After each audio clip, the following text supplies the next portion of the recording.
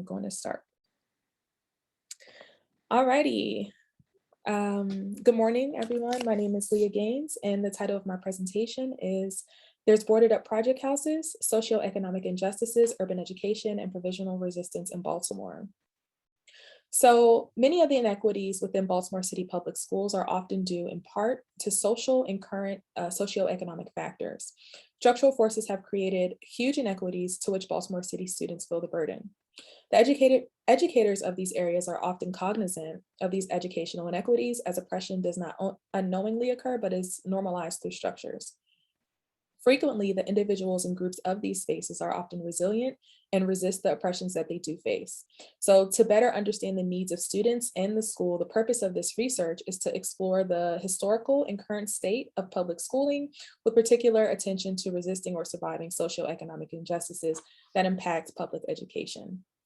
So specifically focusing on Baltimore City education in this case study.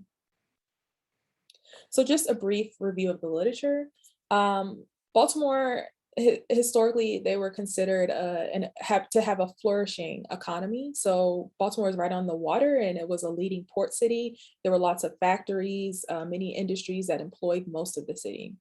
But about between 1950 and 1970, Baltimore, like many other areas around the country, experienced deindustrialization. So they lost a host of their manufacturing jobs.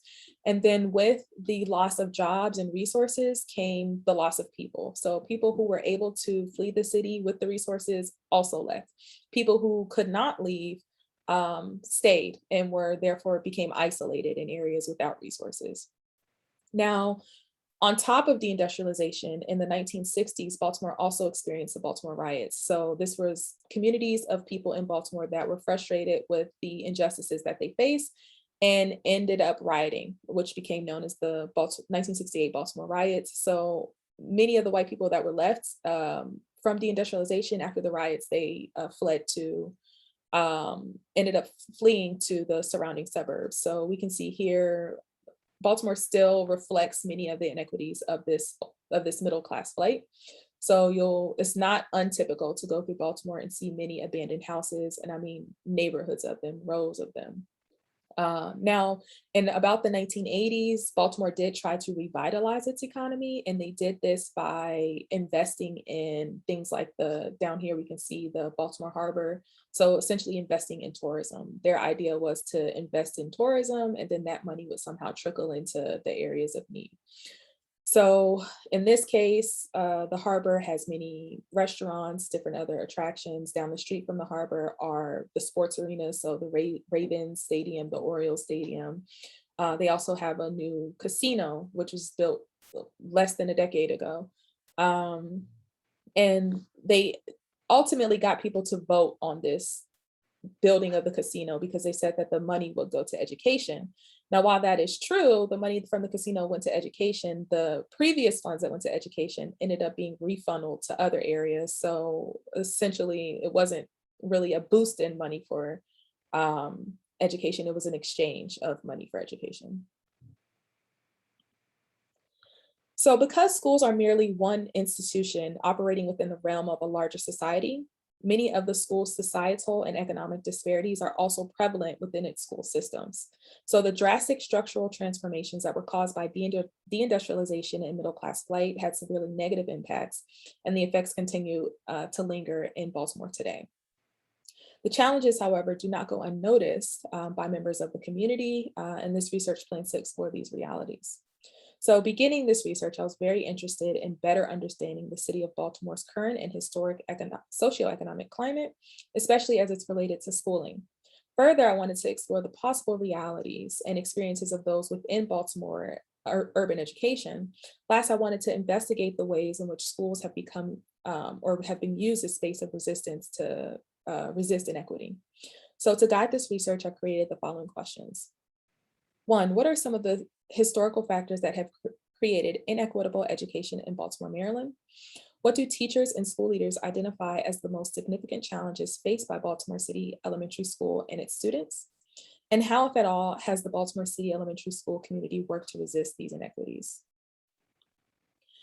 So my site selection, the school name as well as the participants are all pseudonyms in order to protect the identity of the participants of this study. So located in East Baltimore, Baltimore City Elementary School is under the leadership of Principal Richard Williams and Dean of Students Angela Vaughn. Baltimore City Elementary School employs roughly 17 certified teachers, 52% of whom hold advanced certificates. Baltimore City Elementary School services 360 students between pre-K and fifth grade. Of those 360 students, 97% are Black and 2% are Latinx. About 96% of the student body come from low-income families and or receive free or reduced lunch, and 23% of the student body identify as students with disabilities. So ultimately, I was able to interview multiple educators at the school for this research, and qualitatively, 3 of those interviews will be included in this work. The participants of the study for this presentation include Principal Richard Williams, Dean of Students Angela Vaughn, and elementary school educator Brett Peterson.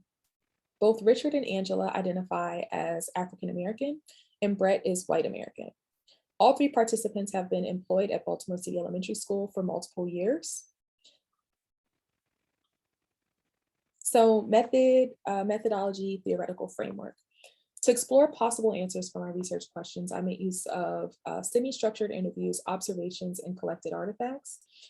This will be qualitative research, and I use a case study of a specific elementary school, which we are referring to as Baltimore City Elementary School. And to guide this research, critical race theory will be used as a theoretical framework.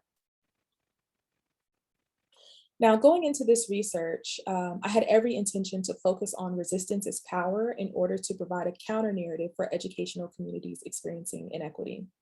Instead, once I began collecting data, transcribing, and coding, I started to notice trends of interconnected inequities with no real one solution. So even if there was some resistance to one structural issue, there would be other underlying problems going ignored. This is not because the problems aren't recognized, but because there are multiple problems with limited resources to actually combat such multi-layered structural issues. In other words, educational centers within urban areas are limited in their abilities to combat structural problems. Therefore, they resist what they can when they can. So ultimately, I found patterns of provisional resistance.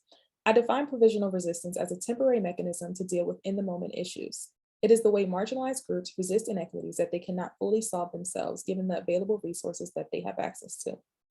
Provisional resistance allows individuals and groups a means to continue their day-to-day activities, but does not guarantee any lasting results. While this resistance is empowering and meaningful, it remains a short-term resolution and fails to create long-term solutions to structural inequities. Provisional resistance is limited in its abilities to actually solve oppressions and instead works as a band-aid to mask or cover the problem as a means of momentary survival. No matter how much a group or individual resists in this manner, the actions will likely never result in a solution to structural inequity.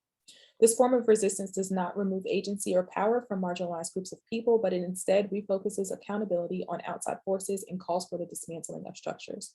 So for the purposes of this presentation, I found 3 ways that I would like to highlight that I noticed provisional resistance to specific socioeconomic injustices, and that is the provisional resistance to social isolation of the community, provisional resistance to unemployment, and provisional resistance to student safety. And each of those highlighted areas will have a slide for themselves. Now, because of the history of social transformations within the city of Baltimore, Baltimore City Elementary School is located in an area of Baltimore that suffers from high crime and poverty. This is imperative to note, as the social and economic environment that surrounds the community of the school can often illustrate the experiences faced by the students of the school and the community. Because the school is located in an area of poverty and high crime, the students are unfortunately impacted by such dynamics. Impacting student education, a socioeconomic injustice experienced by Baltimore City Elementary School students include the social isolation of their community. So I'm actually going to go back one slide because I want to illustrate what I'm talking about. Now, I conducted all interviews of this research for Baltimore City Elementary School, and to get to the research site, I had to drive through a significant portion of downtown and East Baltimore. So the highway initially let me off into downtown Baltimore. So you can see downtown Baltimore in the background here, the higher buildings, the windows, you can see this would be downtown Baltimore. Now, downtown was filled with tall buildings, hotels, and other seemingly seemingly thriving businesses. The area is typically a tourist attraction and is well maintained by the city, so this was not a surprise to me. However, as I got closer to the elementary school, the social milieu drastically changed. So, driving through the community of Baltimore City Elementary School, I immediately recognized that the school was isolated from the more economically prosperous areas of the city. So, what I saw were blocks of dilapidated and uninhabitable homes, abandoned buildings, and inoperable businesses. So because I saw this, I did inquire with some of the participants. So you can see the drastic change from here to the city or project city housing, public housing here.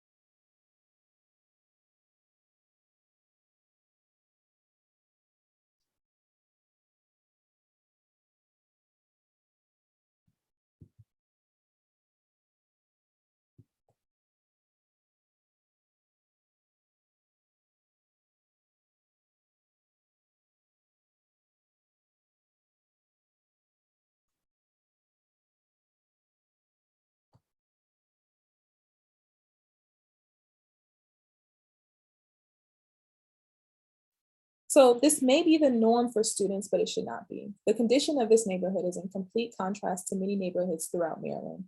So most middle class neighborhoods offer quality facilities such as libraries with computer access, restaurants with free Wi-Fi, and at the minimum, homes that are inhabitable. For students of Baltimore City Elementary School, social isolation is instead normal to them.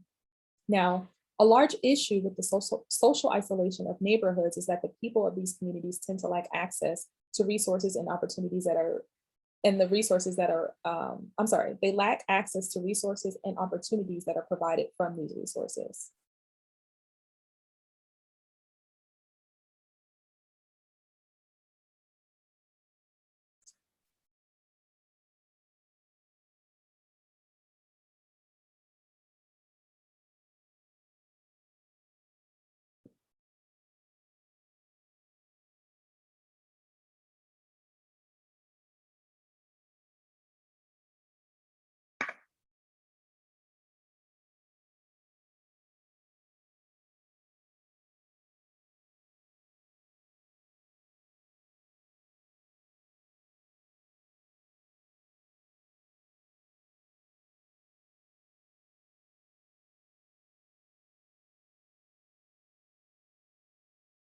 So because there are no resources in the community, the school instead operates as a resource. So they provide things such as after school programs, depending on the need. So they have a pantry where they allow families and communities, they don't even have to attend the school to come and get food. They have a washer and dryer in the school. They have computers in the school, all of which that they make available to the community.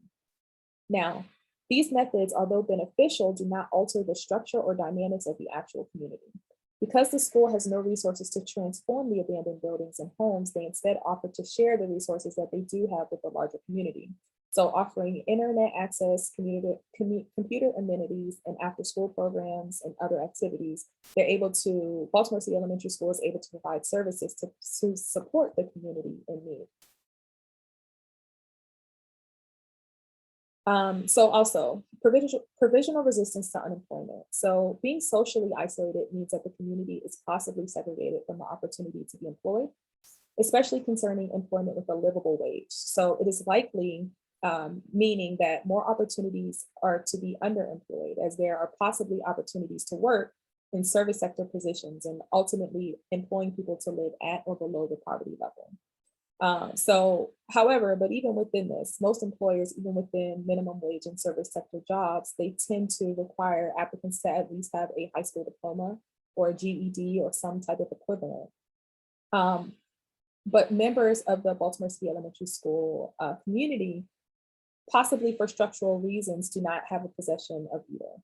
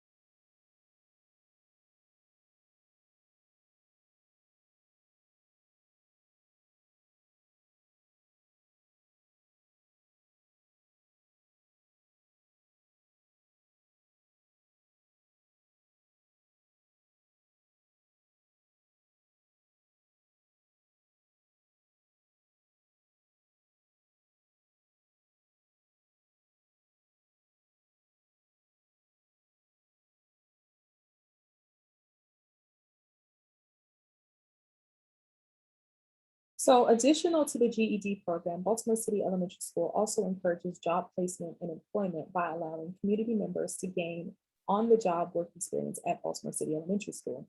So this opportunity is actually funded by the Mayor's Office of Employment Development.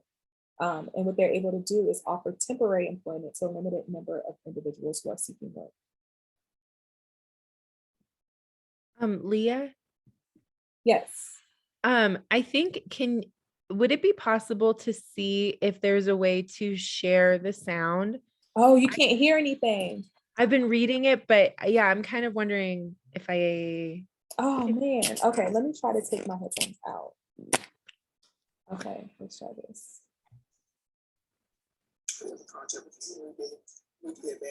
Are you able to hear? Yes, great. Okay. They actually in the cafeteria monitor. On the outside on the playground, I'm a recess coach. And I name an author that can help with coaching, our secretary, office assistant, help out in the program for 6 months. At the end of the program, we actually hire a person. And we actually hire our person already for next school year. Sometimes they don't get hired, it just depends on the district or the position. And so this young lady actually, she's just coming in as an office assistant.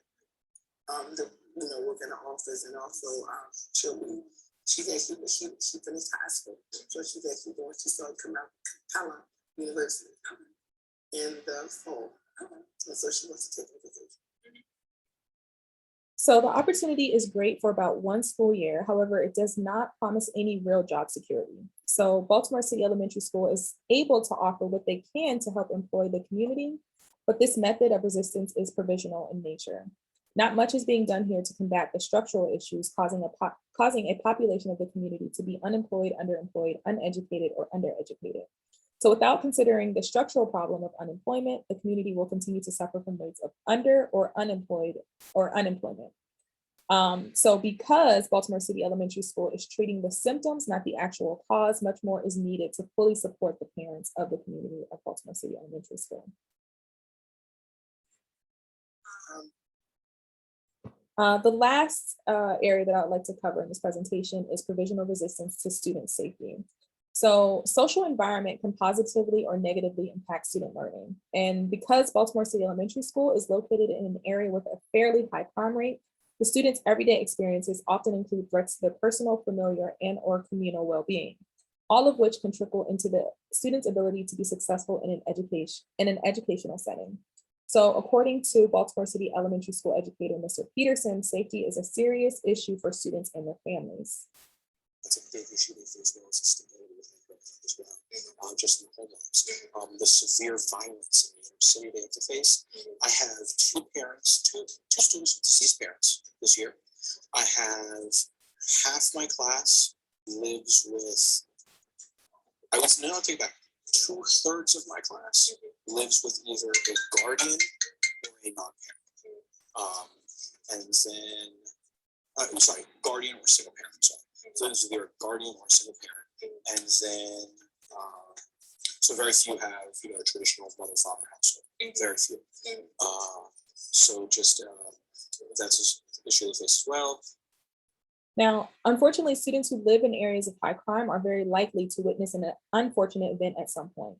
For example, Mr. Peterson became aware of a specific elementary school student who was often absent from school because he witnessed a murder. Just severe violence, the deaths in the family occur quite frequently. I had a kid 3 years ago who didn't come for a week, so I asked the attendance monitor. Well, apparently he witnessed a murder, and they actually had to put him in witness protection. And he was relocated to North Carolina. So the severe violence that they see in their communities is a real issue as well. Okay, thank you. Yeah. So for students whose safety is threatened, the school can become a safe space for the children, as it acts as a barrier from outside dangers. Aware of these dynamics, Baltimore City Elementary School resists by pairing with the YMCA to offer an after-school program for their students. It entails engagement, extracurricular activities, homework help, as well as dinner and a snack. This program provides the students with mentors and tutors, but unfortunately, proving to be a method of provisional resistance, the after-school program does have some limitations. So keeping students safe can be limited to the school's operating hours. So after school, for example, and weekends, the students' safety is out of the hands of the school. This is important because when I was doing this research, actually, I attended a school board meeting. I attended multiple school board meetings, but there was one specifically, I think it was either the first or the last for the school year. And they actually held a moment of silence for the students who had died, right? And one of the students who was killed on a weekend, and he was killed, I think, at a basketball court or like some type of sports field. So while it's helpful, realistically, it has limitations, right? That's a big issue this as well. So implications and conclusions. So interconnected and often overlapping problems. Systemic oppression is cyclical, and therefore there is no one solution to problems facing urban education. Many issues can be temporarily resisted by local school and community leaders, but such solutions are merely provisional corrections to larger structural problems. Methods of resistance are